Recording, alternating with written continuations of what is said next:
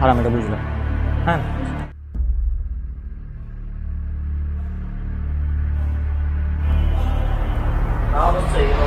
তুমি তো আমাকে তখন বলনি।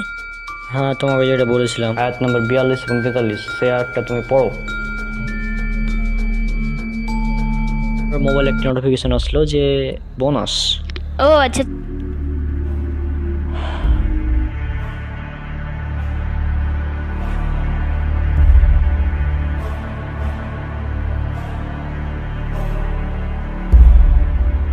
ভালো বিষয়, এবং এই বোনাস ছাড়া যাবে না যেভাবে হোক। তারপর অনেক বিষয়ে কথা হয়েছিল, যেমন আচ্ছা ভাই, এবার যদি বলতেন যে ঈদের যে খুতবা দেওয়া হয়, এই ঈদের খুতবা শোনাটা আসলে কতটা জরুরি? কারণ আমরা দেখতে পাই আমাদের সমাজে যারা ঈদের খুতবা অনেকে শোনে না, না শুনে চলে যায়, তাদেরকে খারাপ ভাবে, তাদেরকে মানে অনেকে মনে করে ঈদের খুতবা শোনাটা হচ্ছে ওয়াজিব। তো এই কথাটা, এই ব্যাপারটা কি সঠিক নাকি ভুল? এই বিষয়টা যদি আপনি ক্লিয়ার করতেন তাহলে আমাদের দর্শকরা অনেক উপকৃত হতো। ঈদের সলাতের খুতবা শোনাটা কতটা জরুরি, এই হাদিসটি উল্লেখ করা আছে সুনান আবু দাউদে হাদিস নাম্বার 1155 এবং সুনান নাসাই হাদিস নাম্বার 1571, যে রাসূল সাল্লাল্লাহু আলাইহি সাল্লাম বলেছেন যে আমি এখন ঈদের সলাতের পর খুতবা দিব, যে খুতবা শোনাকে উত্তম মনে করে সে যেন থাকে, এবং যে খুতবা শোনার প্রয়োজন মনে না করে সে যেন চলে যায়। অর্থাৎ এখানে ছাড় দেওয়া হয়েছে, আপনি চাইলে খুতবা শুনতেও পারেন, না শুনতে পারেন। তো এটা খুবই অযৌক্তিক হবে যদি কেউ বলে যে আপনি বসেন, খুতবা শুনে যান। এটা যদি কেউ বলে, এটা একেবারে অযৌক্তিক। কারণ আল্লাহ রসুল বলছেন যার ইচ্ছা সে শুনবে, যার ইচ্ছা সে চলে যাবে। তাহলে এটা একেবারে অযৌক্তিক যে কেউ এটাকে অজীব করে দেয় এবং এটাকে শুনতেই হবে এরকম বলে দেয়। এটা একেবারে অযৌক্তিক। জি, জাযাকাল্লাহ খায়রান, আপনি খুব সুন্দরভাবে উত্তরটা দিয়েছেন। আসসালামু আলাইকুম বন্ধু। ওয়ালাইকুম আসসালাম ওয়া রাহমাতুল্লাহি ওয়া বারাকাতুহু।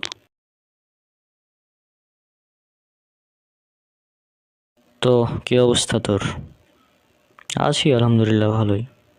তোর পড়াশোনা কেমন চলছে? আর পড়াশোনা চলছে মোটামুটি। হ্যাঁ, শুনলাম তোর সামনে পরীক্ষা নাকি? হ্যাঁ, সামনে পরীক্ষা। তো কষ্টকর, আসলে একটা কথা আছে না যে কষ্ট না করলে কেষ্ট মিলে না। তো বিষয়টা ওরকমই, যে কষ্ট করতে হবে, তাহলেই সফলতা পাওয়া যাবে। কারণ কষ্ট না করলে কেষ্ট মিলে না। আরে, এটা কি বললি তুই? আচ্ছা, তুই কি জানিস, তুই যে কথাটা বললি যে কষ্ট না করলে কেষ্ট মিলে না, এই কথাটা পুরোপুরি একদম শিরক। আজীব ব্যাপার, এই কথাটা আবার কিভাবে শিরক হয় আমি তো বুঝলাম না। আচ্ছা, এটা শিরক কিভাবে আমি এখন বুঝাচ্ছি। এই যে শ্রীকৃষ্ণ, তাকে চিনিস? হ্যাঁ হ্যাঁ, শ্রীকৃষ্ণ, তাকে চিনি তো, হিন্দুদের ভগবান। তিনি হচ্ছেন হিন্দুদের পরমেশ্বর ভগবান শ্রীকৃষ্ণ। তার আরেকটি নাম হচ্ছে কেষ্ট। তাহলে কষ্ট না করলে কেষ্ট মিলে না, এই কথাটি দ্বারা বোঝানো হয় যে যদি আমরা কষ্ট না করি তাহলে আমরা শ্রীকৃষ্ণকে পাবো না, এটা বোঝানো হচ্ছে কষ্ট না করলে কেষ্ট মিলে না দ্বারা। তাহলে একবার চিন্তা কর যে এটা কত সুন্দরভাবে, সূক্ষ্মভাবে মুসলিমদের মধ্যে এই বিষয়টি ঢুকিয়ে দেওয়া হয়েছে। এর কারণ হচ্ছে ভারত উপমহাদেশ এটা শাসন করেছিল অনেক বছর ধরে হিন্দুরা। যে কারণে এই তাদের কালচারগুলো থেকে গিয়েছে। অনেক মানুষ মুসলিম হয়েছে পরবর্তীতে, কিন্তু তাদের যে সমস্ত কালচার ইত্যাদি আমাদের মধ্যে থেকে গিয়েছে, তাদের কিছু কথা, প্রবাদ বাক্য, এগুলো থেকে গিয়েছে, যেগুলোর মধ্যে অনেকগুলোর মধ্যে শিরক মিশ্রিত রয়েছে। তো আমাদের এই বিষয়গুলো নিয়ে সতর্ক হতে হবে, কারণ এটা খুবই মারাত্মক একটি সমস্যা। হ্যাঁ, এই বিষয়টি না বোঝার ফলে অনেক ঈমান হারা হয়ে যেতে পারে। সেজন্য এটি একটি গুরুত্বপূর্ণ বিষয় যেটা আমাদের বিবেচনা করতে হবে। এই ধরনের আরও অনেক প্রবাদ বাক্য সমাজে প্রচলিত আছে যেগুলো শিরক। এটি একটি শিরকি বাক্য, কষ্ট না করলে কেষ্ট মিলে না, এটি আর কখনোই বলা যাবে না। আল্লাহ বলেছেন পবিত্র কোরআনে কষ্ট, হ্যাঁ, আল্লাহ বলেছেন যে মানুষ তাই পায় যা সে চেষ্টা করে। সূরা নাজম সূরা নম্বর 53 আয়াত নম্বর হচ্ছে 39 এখানে উল্লেখ করা হয়েছে। তো এরকম অনেক কথা আল্লাহ সুবহানাহু ওয়া তাআলা বলেছেন যে কষ্ট করতে হবে। যেমন সূরা দোহা এর 95, সূরা দোহা এর 4-5 নম্বর আয়াত এগুলোতে বলা হচ্ছে কষ্টের পর রয়েছে স্বস্তি ইত্যাদি বিভিন্ন ধরনের কথা বলা হয়েছে। তবে কষ্ট না করলে কেষ্ট মেলে না এই ধরনের কথা নেই, এবং এটা সম্পূর্ণ হিন্দুদের থেকে আসা, এবং হিন্দুদের পরমেশ্বর ভগবান শ্রীকৃষ্ণকে এটা দ্বারা বোঝানো হয়। তো এটা থেকে আমাদের সতর্ক সাবধান হতে হবে। আসলে এই বিষয়টা ভেবে দেখার উচিত, কারণ আসলে আমাদের সমাজে অনেক এরকম কথা প্রচলিত হয়ে গেছে। আমি জানতাম না যে এটা করলে শিরক হবে বা এরকম কোনো আর কাহিনী ছিল। আসলে আমি বিষয়টা চিন্তাও করিনি যে এতটা ভয়ানক হতে পারে। ধন্যবাদ বিষয়গুলো বুঝিয়ে দেওয়ার জন্য।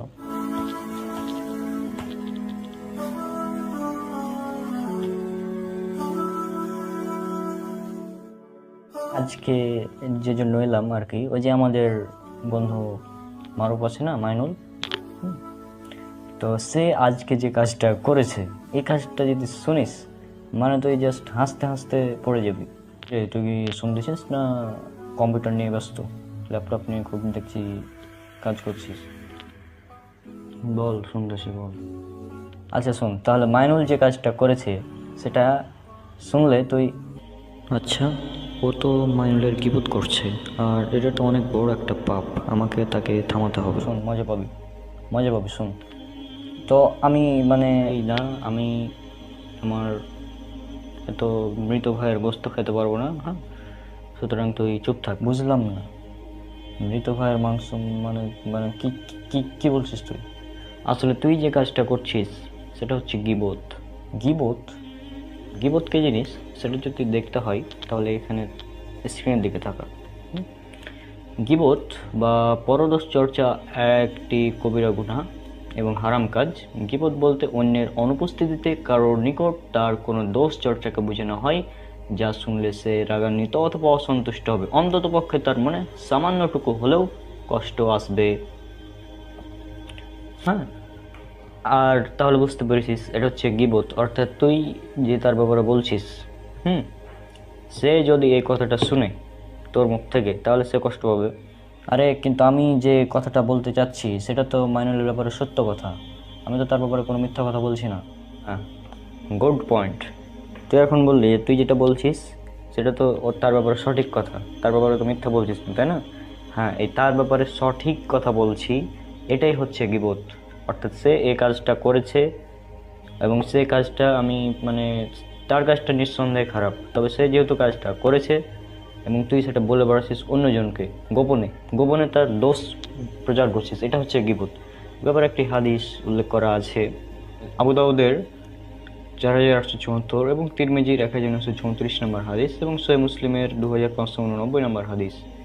হ্যাঁ, এখানে উল্লেখ করা আছে যে আবু হুরায়রা রাদিয়াল্লাহু আনহু থেকে বর্ণিত, তিনি বলেন রাসূল সাল্লাল্লাহু আলাইহি ওয়াসাল্লাম ইরশাদ করেছেন, তোমরা কি জানো গীবত কাকে বলা হয়? সাহাবারা বললেন, আল্লাহ তাআলা ও তার রাসূল সাল্লাল্লাহু আলাইহি ওয়াসাল্লামই এ সম্পর্কে ভালো জানেন। তখন তিনি বললেন, তোমার মুসলিম ভাই অপছন্দ করে এমন কোনো কথা তার পেছনে বলা। জনৈক সাহাবা বললেন, আমি যা বলছি তা যদি আমার ভাইয়ের মধ্যেই থাকে তাও কি তা গীবত হবে? রাসূল সাল্লাল্লাহু আলাইহি ওয়াসাল্লাম বললেন, তুমি যা বলেছ তা যদি তোমার ভাইয়ের মধ্যে থাকে তাহলেই তো গীবত, আর যদি তার মধ্যে তা না পাওয়া যায় তাহলে তা অপবাদ বা মিথ্যাপবাদ। সুতরাং তুই যেটা বললি তার ব্যাপারে, এটা তার মধ্যে যদি থাকে তাহলে গীবত। আর এই গীবত অত্যন্ত ভয়াবহ, কারণ আল্লাহ সুবহানাহু ওয়া তাআলা বলেছেন সূরা হুজুরাত সূরা নম্বর 49 আয়াত নম্বর 12, যে আল্লাহ সুবহানাহু ওয়া তাআলা বলছেন, তোমরা একে অপরের গীবত চর্চা করো না।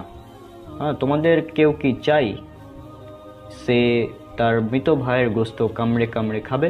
বস্তুত তোমরা তা কখনোই করতে চাইবে না। তাহলে তোমরা আল্লাহ তাআলাকে ভয় করো, নিশ্চয় তিনি তওবা গ্রহণকারী অত্যন্ত দয়ালু। এবার গীবতকারীদের কিছু শাস্তি সম্পর্কে বলে দিই। এটা উল্লেখ করা আছে সুনান আবু দাউদের হাদিস নাম্বার 4878। এখানে উল্লেখ করা হয়েছে রাসূল সাল্লাল্লাহু আলাইহি ওয়াসাল্লাম মিরাজের রাতের একটি ঘটনা বর্ণনা করছেন, যে তিনি বললেন, যখন আমি মিরাজে গেলাম তখন এমন এক সম্প্রদায়ের পাশ দিয়ে যাচ্ছিলাম যারা তামার নখ দিয়ে নিজেদের বক্ষ মুখমণ্ডল ক্ষতবিক্ষত করছে। আমি বললাম, এরা কারা? জিবরাইল বললেন, ওরা যারা মানুষের গোশত খায় এবং তাদের ইজ্জত লুটায়, অর্থাৎ গীবত।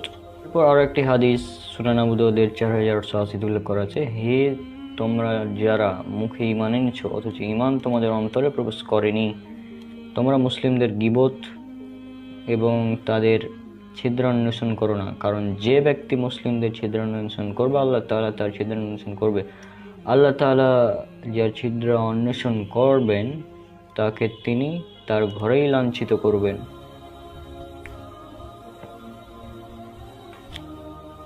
এছাড়া আর একটি হাদিস এটা উল্লেখ করা আছে জামিয়া তিরমিজির 1931 নম্বর হাদিসে, যে ব্যক্তি অন্যের অপবাদ খণ্ডন করে নিজ কোনো মুসলিম ভাইয়ের সম্মান রক্ষা করলো, আল্লাহ তাআলা কিয়ামতের দিন তাকে জাহান্নাম থেকে রক্ষা করবেন। অর্থাৎ তুই যে গীবত করছিস, হ্যাঁ, আমি তোকে গীবত করা থেকে বাধা দিলাম, এর জন্য রয়েছে সওয়াব। এবং এখানে যে হাদিস বলা হচ্ছে যে তাকে আল্লাহ সুবহানাহু ওয়া তাআলা জাহান্নাম থেকে রক্ষা করবেন। সুতরাং কাউকে যদি গীবত তো প্রথমত করা যাবে না, পাশাপাশি কাউকে গীবত করতে দেখলে আমরা যথাসম্ভব তাকে থামিয়ে দেবো যে এই কাজটা ঠিক না, এই কাজটা করা উচিত না, আমরা এভাবেই করব। তো আশা করি যে তুই বিষয়টা বুঝেছিস।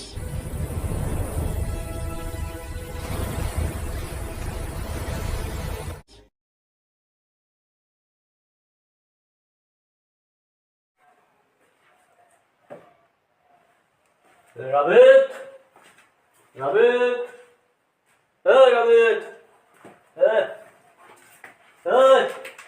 তোর ডাকতে শুনতে পাস না?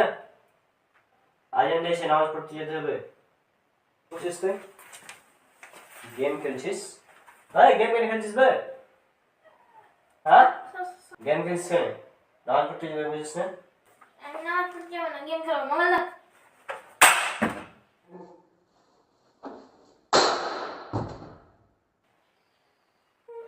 মোবাইল ভাঙিয়ে দিলা কেন? গেম খেলছিস তুই? হ্যাঁ, নামাজের সময় গেম খেলছিস তো মোবাইল ভাঙবো না, কি করবো? মোবাইল আমি আবার ঠিক করে দিতে পারবো, সমস্যা নেই, কিন্তু তুই নামাজের সময় গেম খেলবি কেন? হ্যাঁ,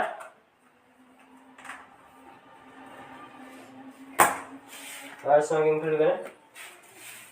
রেডি হবি, একদম রেডি হবি, কোনো কি করবি না, ঠিক আছে? আমি এখন অজু করতে যাবো, অজু করে আসবো, তুই রেডি হবি, ঠিক আছে? দেখ নামাজ পড়তে যাবো। এখন যদি উল্টা পাল্টা কিছু করিস তো তোর মোবাইল তো ভাঙবো, সাথে তোর হাত পা বাঁধা দেবো, বুঝলি? আর গেম খেলবো। কে তবে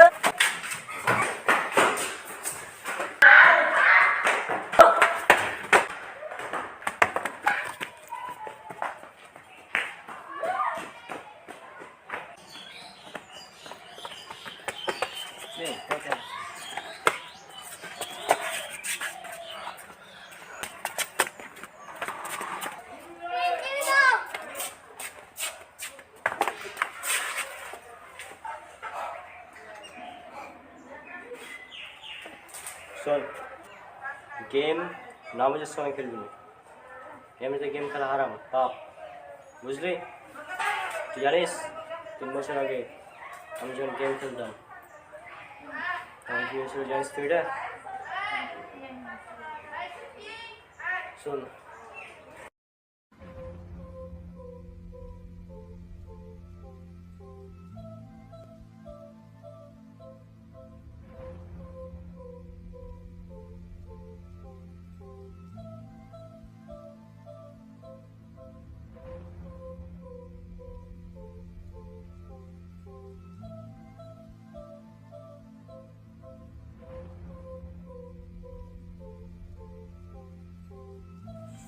আচ্ছা পড়তে হবে তো, আর পড়া গেম।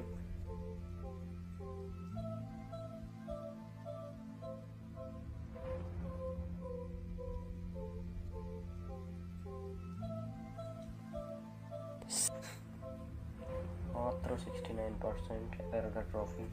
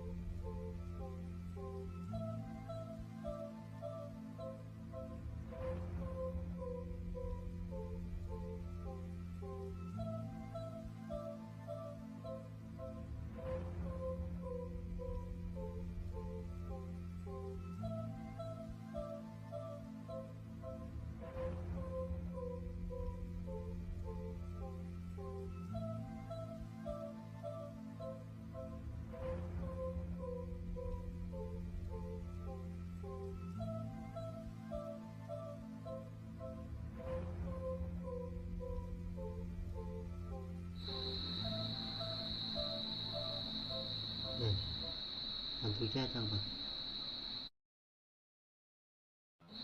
রওনা দিয়ে যাবা কি রে? তারপর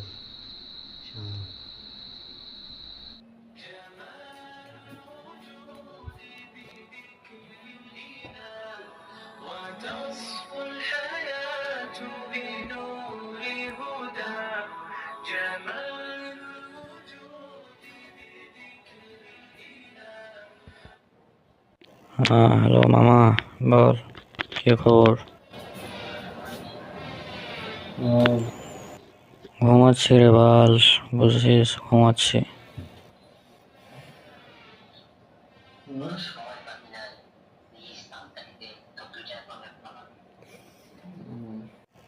আবে আমি ঘুমাচ্ছি, কথা বুঝিস না? হ্যাঁ,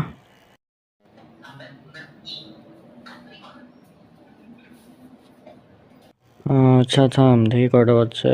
7:52। আচ্ছা ঠিক আছে, আমি ঘুম থেকে উঠে ডাক দিচ্ছি তাহলে। হ্যাঁ, ফোন রাখ মামা। আচ্ছা ঠিক আছে মামা, ফোন রাখ, বাই। এখন উঠে ডাক দিতে হবে, কি একটা যন্ত্রণা। আচ্ছা ঠিক আছে, দিয়ে ডাক।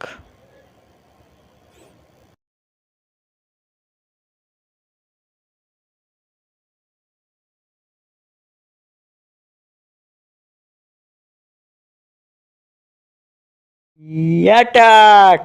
Yes, attack. Yes, troops second drops. Attack. Yeah, yes. Yes. দেখি আরেকটু।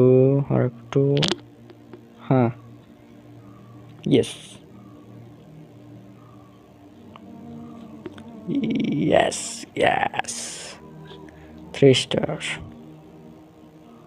সেবার আরেকটা আইডি থেকে আটাক দিই।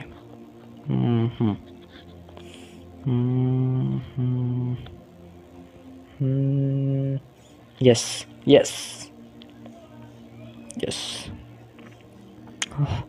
অ্যাটাক ডান। এখন কলেজ যেতে হবে, দেখি।